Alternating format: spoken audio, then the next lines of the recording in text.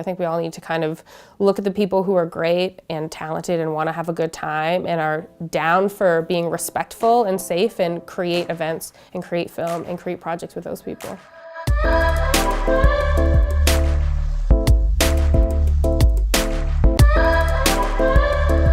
My name is D.W. Waterson and I am a director and a DJ.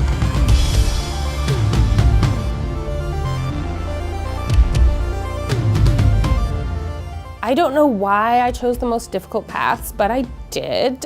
Female director, mostly dominated by men, and electronic music DJ, also crazy, dominated by men. In music, it's like, where were women? And not just women being sexualized, but women being powerful and badass and not just being kind of cast aside as difficult or a bitch. You know, there was all this punk music and it was basically for dudes so they could like get out their aggression. It's like, well, what about our aggression? I'm fucking pissed. Like, where do I get to go do that and mosh around with a bunch of women and feel good about myself and go home and feel safe the entire time? So I've kind of been taking that attitude and applying it to how I run my dance floors, really kind of bringing women to the front, making sure that they feel safe. And same with the film, it's like seeing queer women who aren't just traumatized. You know, you can talk to me if you need to. We don't actually know each other. I feel like we do.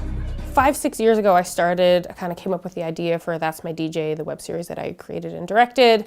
And at that time there was really only a couple web series existing online, but nothing had really blown up at that point. So I was kind of on the first kind of wave of web series, especially here in Toronto. And season 2 was really personal to me, it being like kind of like a queer love story and centering around that. So as a director, I felt very vulnerable and kind of close to that story. So it was very nerve-wracking putting that out there, especially when we were getting close to screening it. I was like, oh my God, like people are gonna know who I am, like emotionally, what's gonna happen? And that's when I realized as a creative, it's my responsibility to be vulnerable and to go to these places.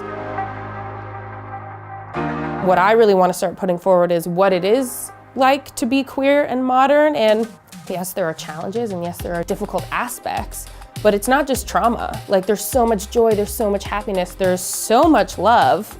And I kind of want to see that in film and it being told from a queer perspective.